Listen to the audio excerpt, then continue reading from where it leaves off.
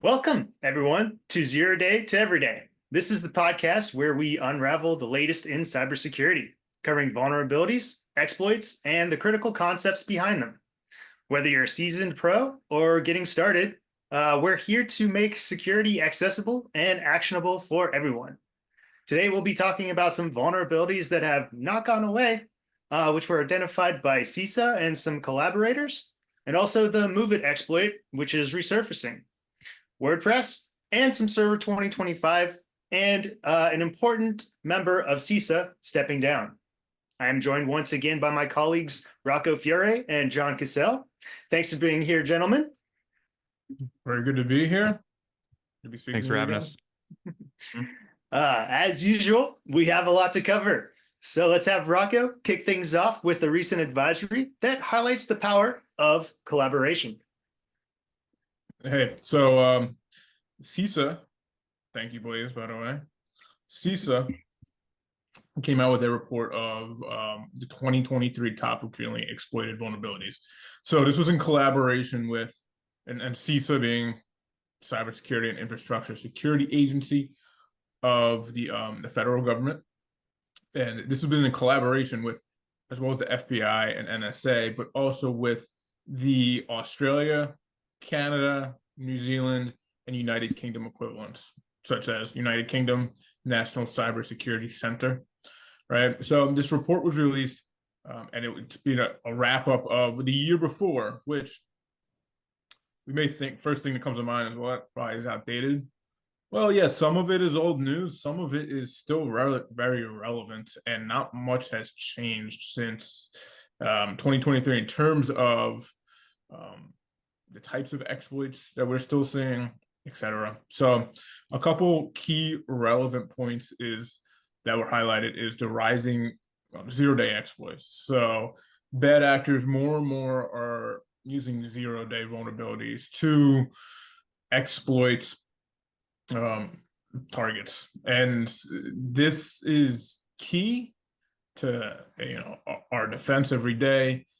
And it's bringing more light to having a zero trust posture. If exploit is not publicly available, then we have to take proactive defensive mitigations, such as prescribed by a zero trust framework. So that's another key point. Some of the top exploited vulnerabilities that we saw were Log4j, Log4shell, still, which was all the way back from 2021. I mean, that was probably the most dated of the top exploits. Seeing that one go all the way back to 2021. Amongst that was a Cisco exploit, a NetScaler one, Barracuda. So varying systems here. What we noticed is the top exploits are not just one system. Bad actors aren't just trying to exploit Microsoft all day long. They're finding any way they can get in. So, and that extends to probably going forward IoT. So that's gonna, we're seeing more and more vectors come online, AI, right? And bad actors are clearly and have been taking advantage of all of them. So a couple key points within this report as well is the authors advised vendors and developers to get away from to use memory safe programming languages such as Rust, right? Overseas. It's something that we've been seeing the government advising on quite a number of times now. I think DARPA came out and said that they will only be using Rust and getting away from C now, and then I think CISA came out not too long ago and as well as advised in the same thing. So we know that that's an interesting concept, because as much as it's a good idea, having a total shift and everything's still out there and transitioning everything is a monumental task.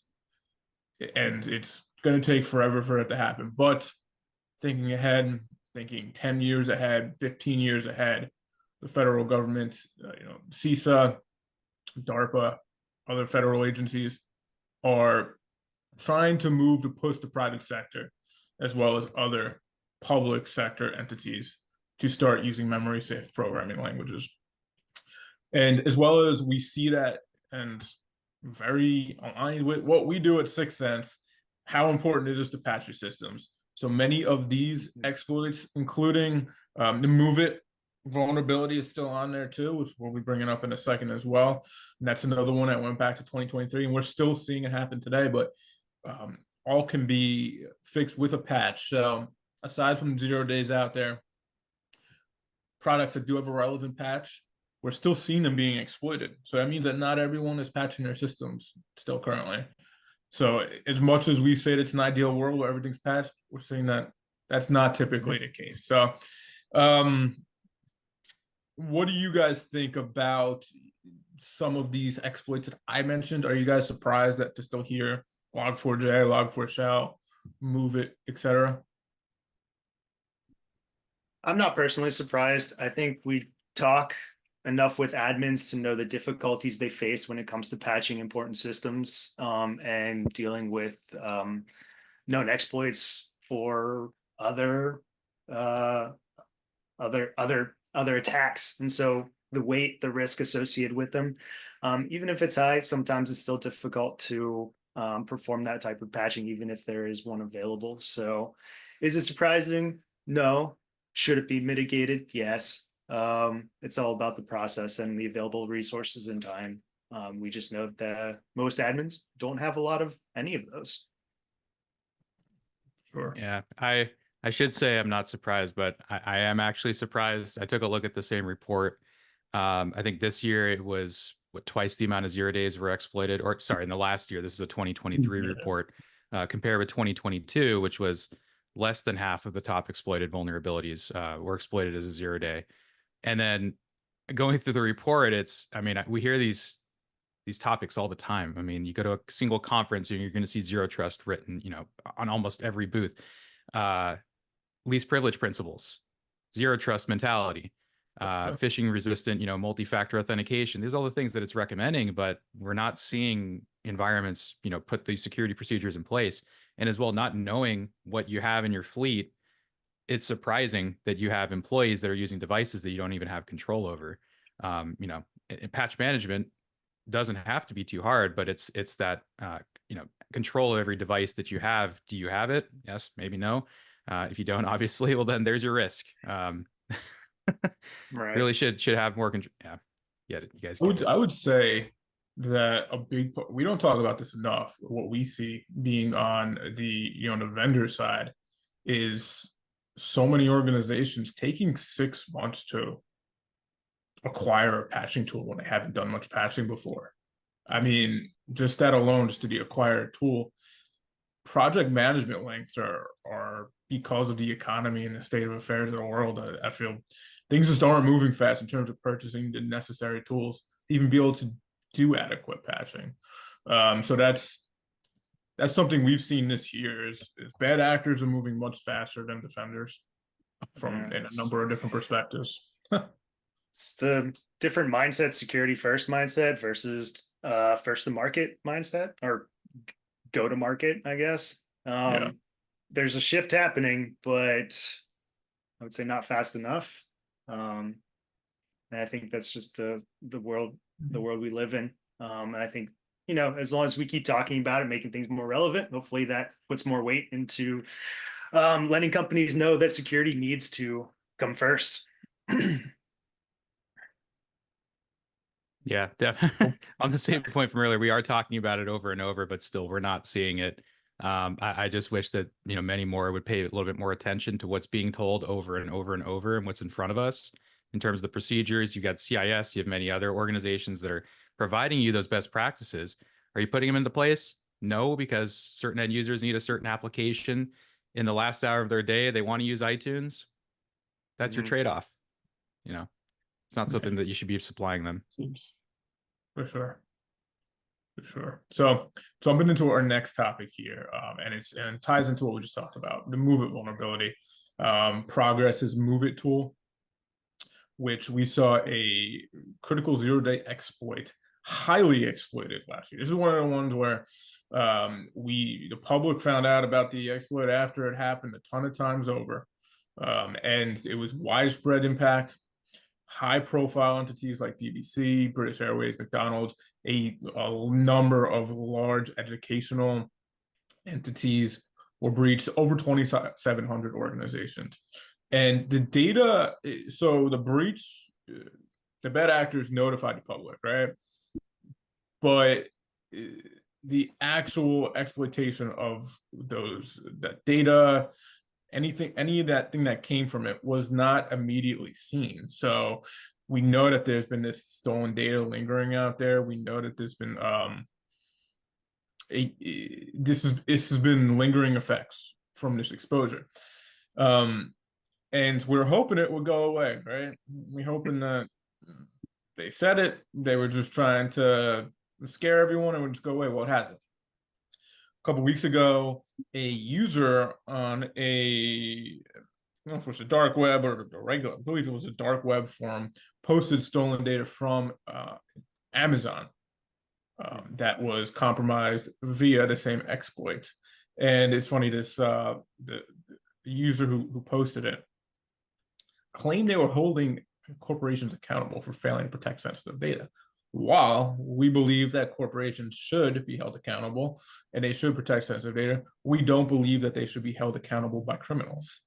It's like someone running down the street and firing off shots from a gun and telling everyone that they should have been wearing a protective vest. That's not the way society should work, and it's not the way justice should prevail at all. So definitely would not say this is a hacktivist in any way, shape, or form, even in the conventional sense. So again, we're still seeing this vulnerability, as well as new MOVEit vulnerabilities, but this name has been around for way too long in the news for cybersecurity incidents, and it doesn't look like it's going away. Yeah. Any thoughts, fellas? Well, I like your interpretation of, I guess the superhero concept where people, are kind of rebellious or rogues, not answering to anybody, trying to enforce their own law or morals, and I think that's important. Regulation is important to kind of, like I said, like you said, hold companies accountable, security first, make that a priority and important. And comes back to ransom and ransomware and all that kind of held hostage and victim blaming. It's like got to put things in place to protect what's important to you, and one of the most important things are your users and your customers. Seems straightforward enough. I don't think I have anything better to add to that. That was very straightforward, and I can't agree more. Very well said.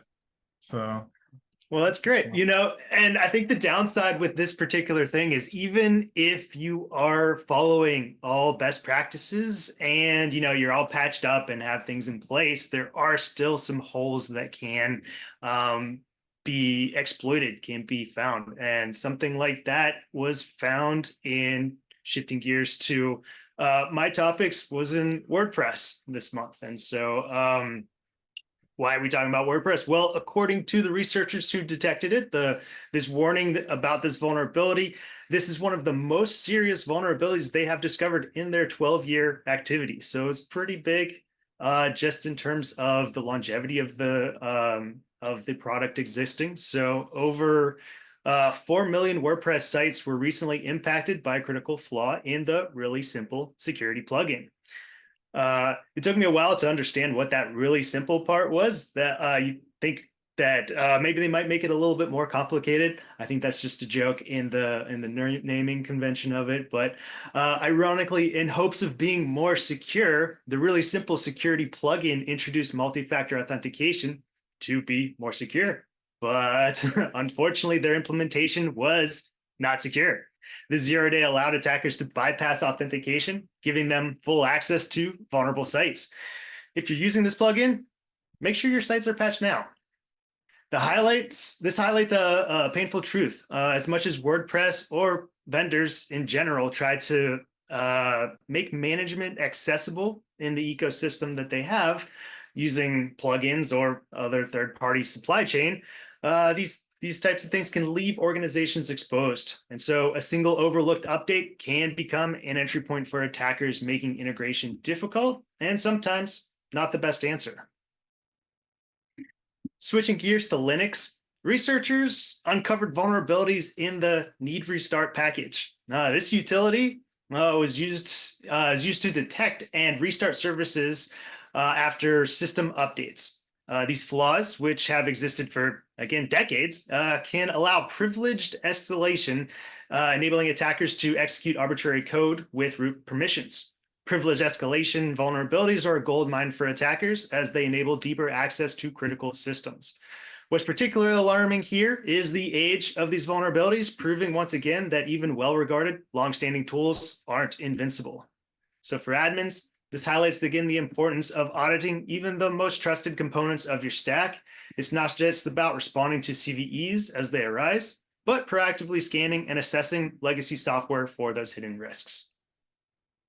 So, feeling a bit of a common thread with so far our discussion, these incidents underline how vital it is to keep your system secure and up to date. But more than that, they emphasize the importance of modernizing your infrastructure, which brings me to Windows Server 2025. Some of the Server 2025 enhancements that I felt worth noting for those running data-intensive application. There's great news. This version delivers up to 60% more storage, IOPS performance than its predecessor in Server 2022. If your workload demands speed, this could be a game changer.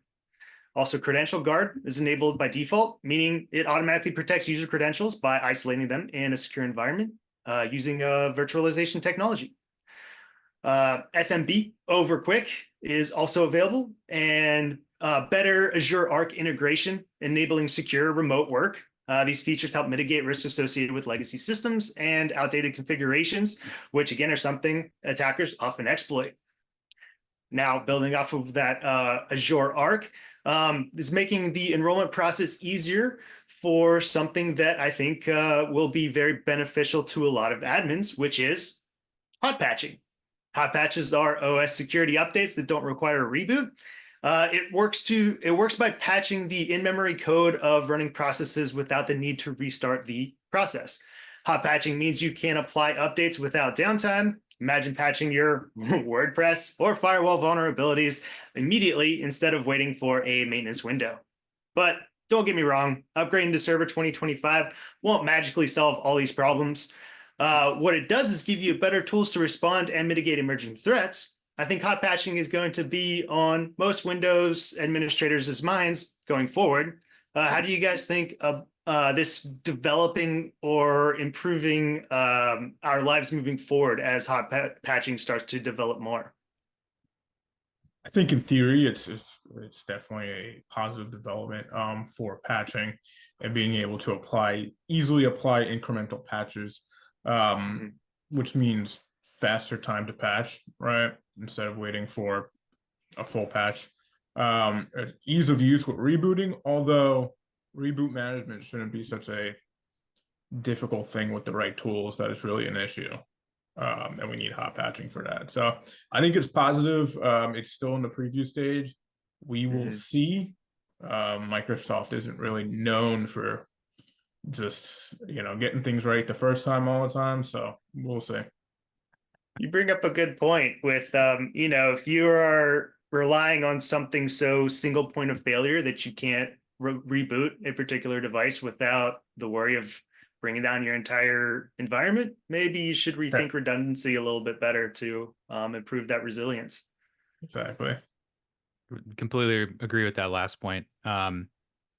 Relying especially on a single device hosting services for you to think, okay, if I down that device, now I've got some downtime, obviously, because of my required monthly reboots. You should already have a much larger structure than that. But hot patching, I'm excited about. I mean, I've got a few gripes about it too. Yes, it is in the preview stage. Microsoft's been talking about the concept of hot patching for like 15 years now. But you are limited to your cumulatives quarterly. So all it does is save you a couple months each quarter from your required reboot. And I think it's something like it follows suit with Oracle's strategy too, with their quarterly release. I think January, April, July, October. So it's going to line up with those same dates. which is kind of interesting because in the last 10 years, we've seen Adobe line up their release cycle with Microsoft. Once everyone started getting used to Patch Tuesday, Adobe does the same thing. And I know that as well, an article just got released a couple days ago that they are previewing hot patching on Windows 11 Enterprise. So we are seeing it in the client space, not just servers too. So this is definitely something that they're pursuing. Although for all, of course, you're going to be tied to their licensing because it will require Intune. And especially on the server side, it requires Azure. Yeah, I agree. Yeah, I kind of was thinking about this as I was building these topics out too, and I'm wondering if it's something like a fad or a feature that Android had for 5 years, and now iPhone's just getting it. It feels like other vendors had something like hot patching in place. Windows is finally deciding to catch up, and in the bright side, they have it. The downside is it's Windows or it's Microsoft, so it's probably going to be more complex than it needs to be, which can create its own difficulties. And then the other fun thing is, we all kind of come from an IT background. What's the first step in resolving most problems? It's rebooting your device. So what kind of systematic problems could happen if you no longer are rebooting your server and everything's hung out in memory? So I think we'll all kind of wait to see what kind of developments happen as this gets released, but it could be something that is maybe going to shape to kind of change the patching field, or maybe it just exists for a little while and kind of fades away like other features that come out. But staying on the topic of patches, it's both difficult and necessary. So building on that again, JC has some 0 days from this month to review. JC, would you mind telling us about what we're worrying about this month? Yeah, thank you, Blaze, and thanks for hosting this month's webcast. Let's start with the highlights from this month's Patch Tuesday. I do want to drill a little bit deeper into this going forward, focusing again on the more relevant topic: 0 days, actively exploited issues, publicly disclosed vulnerabilities, not just any critical security update that comes out, unless there's something relevant about it that maybe we haven't seen before. So this last month, or in November, Microsoft addressed 4 0-day exploits, including 2 that were actively exploited in the wild.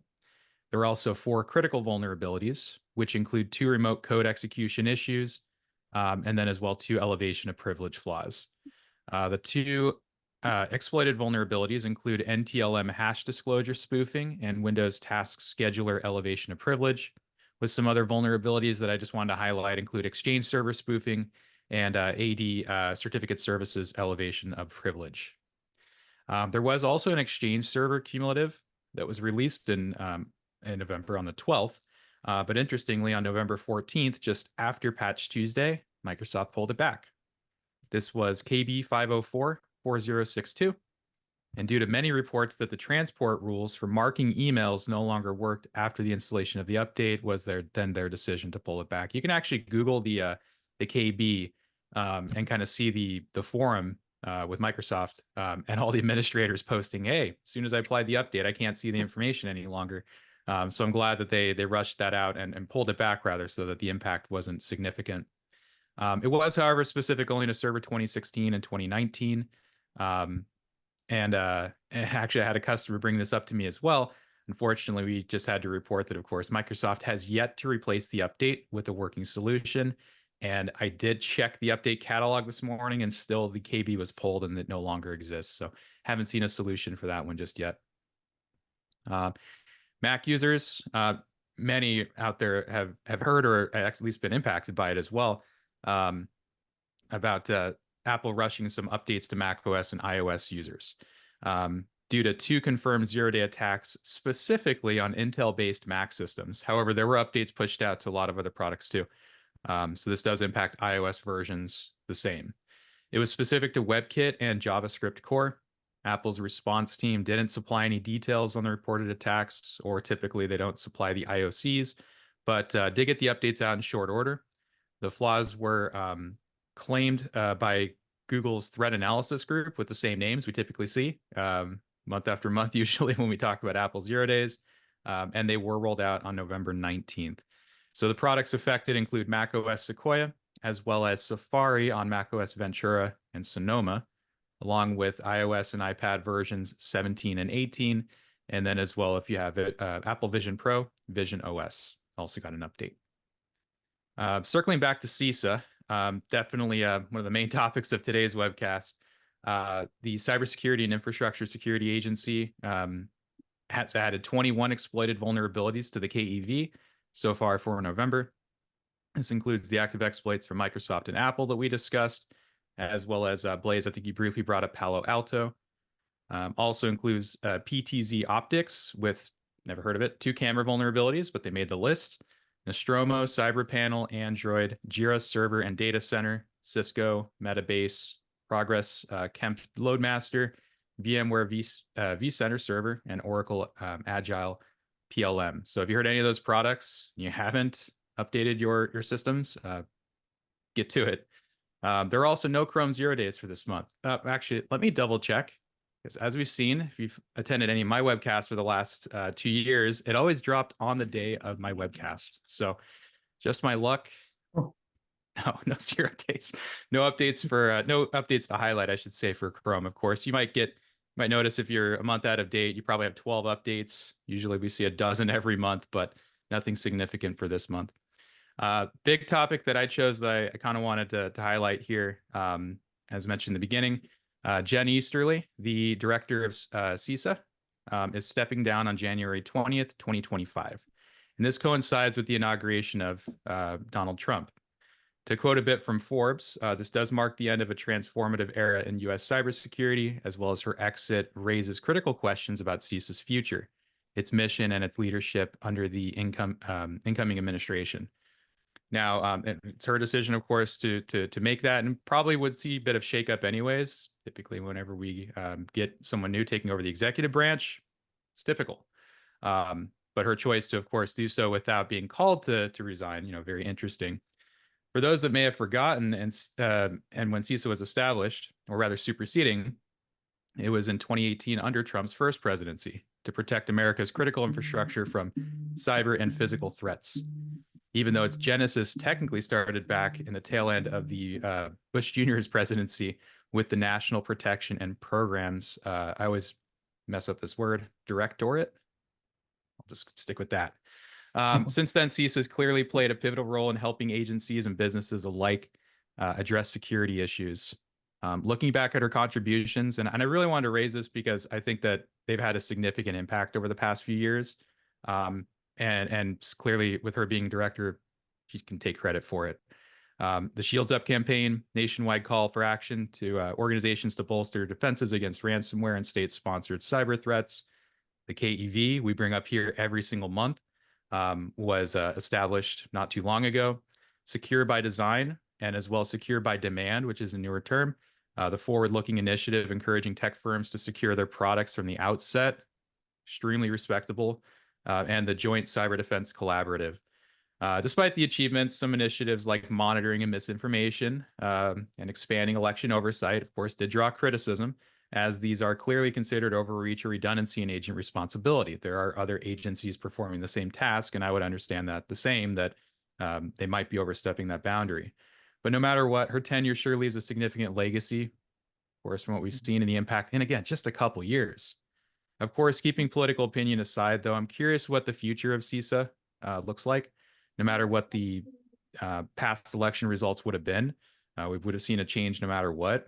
I think that they'll probably get shaken up to realign with their original, domestic security focus, as well as I really do think that the the next director will most likely focus on a public-private sector collaboration initiative. But we've already kind of seen this trajectory in the last couple of years, especially with Secure by Design, pointing back to the private market, getting vendors to think about making your product secure, and as well collaborating between the public and the private sectors and ensuring that we have vendors and consumers even have all the data supplied in terms of what is known, what's exploited, what is the news that you need to hear about today.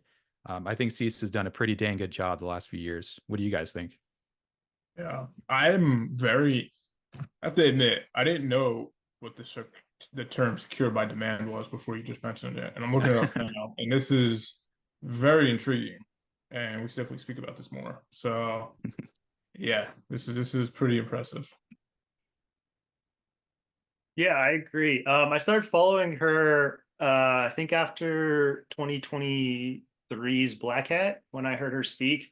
And I very much appreciated her content as a leader with exactly what we're talking about: secured by demand, secured by design, everything that I mentioned earlier on in my comments about, products being secure first, before they reach the public. It's a great mindset to have and something great to talk about, and even better when our leaders are representing that as the culture that we should all adopt. And I believe there were part of that. I saw a number of, I think like 70 different software vendors took that to heart and immediately kind of adopted the software or the security by design. So making sure that, those devices are, or that software is secure before it does reach the public. Yeah, Rocco. Actually, myself, I haven't heard about secure by demand either. So that sounds like a great topic to maybe cover next month as we revisit things that are relevant to December. So once again, I'd like to thank you, John and Rocco, for sharing this content today, and everyone for tuning in. I hope this episode has been both informative and useful. Every day, the Syxsense team identifies, classifies, and pre-checks various patches and vulnerabilities that affect common endpoints and servers. To get a full listing of all the issues that may impact your environment, visit our website at syxsense.com. Under resources, you'll find a link to our vulnerability database, where we don't just discuss the level of impact like everyone else. We provide detailed recommendations and resolutions for each issue. Additionally, I'd like to highlight Absolute, a leader in endpoint resilience, known for their innovative security solutions. Absolute's unique platform provides self-healing endpoint security, ensuring that mission-critical applications remain operational even after an attack.